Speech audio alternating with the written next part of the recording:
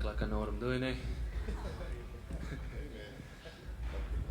Carlos, first of all, congratulations on the victory. What are your initial thoughts after a methodical victory like that? Yeah, thanks, man. I mean, Fabio, I expected him to come out a bit more as a bull, given his nickname and watching a bit of his history on his fights. But again, it takes two to tango, and I guess he just didn't want it as much as I did. So yeah.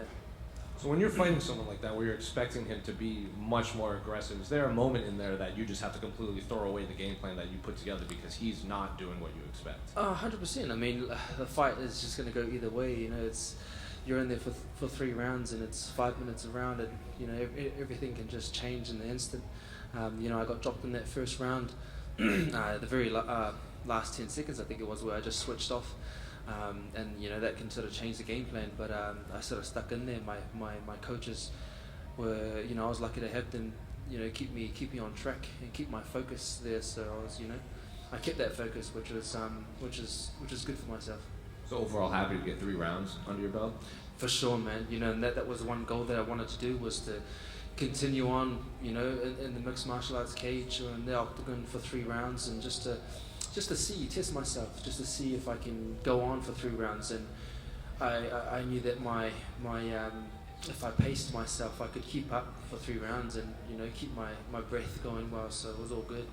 The broadcast said something. I think it was sometime in the second round that you were quote unquote. It looked like you were starting to feel yourself in there. Like they could see the confidence growing on you visibly. So were they accurate in there that after like a round and a half you were starting to feel that confidence again? Yeah, 100%. I mean, I knew from the get-go that Fabio felt my dominance, he felt my presence. So after every single round, I knew that he kind of he was looking for that big shot, and I had to keep myself aware of that. So I keep my focus with that. So I didn't, it's a light heavyweight division.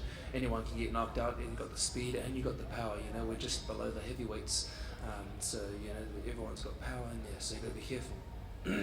I hate to bring it up, but what were your thoughts watching your teammate Blood Diamond's performance in there? I know some fighters, they don't like fighting on so close with their teammates because if they have a setback, maybe it mentally gets to them. Oh, that's gonna happen. That's the MMA game, man.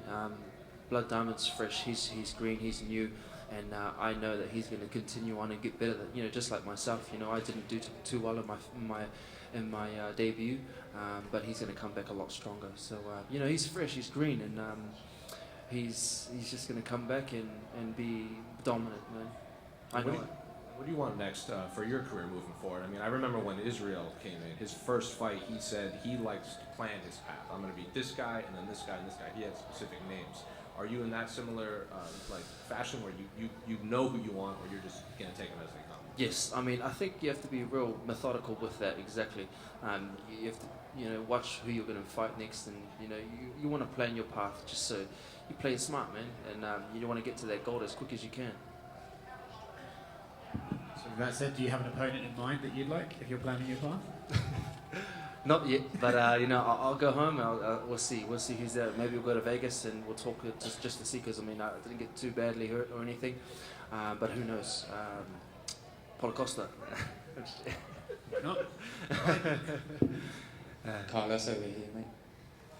At the back. Yeah. For the majority of the fight, you seemed to get into a real flow state of fighting in there. You were walking him down, painting him into corners, slowly picking apart and kind of paralysing his output. Is that exactly the type of fight that you wanted to display tonight?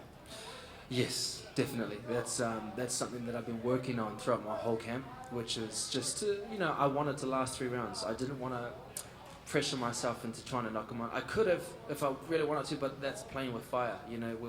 He's someone who's just going to wait and try and look for that big knockout. But I wanted to stick around in there. I wanted to last the 3 rounds, and my coaching staff were quite confident in myself doing that too. And they wanted me to stay in there and just express myself as much as I can, with as less, I guess, of a muck up as I could, if you might. Carlos over here. What's up, bro? I know Izzy is preparing for his fight currently. Was there any special advice he gave you before this fight? Yeah, there's always going to be advice throughout the whole camp. Yeah, we all speak to each other every moment from time. We've been sticking with each other throughout this camp, and you doesn't need to say anything. You know, we feel it. We've been training together for such a long time that we don't have to say too much. We kind of just go with the feel and everything. You know, if that makes any sense. It doesn't, don't lie. What was that flag that you walked out with? We didn't recognize it back here. It was a Samoan flag, man.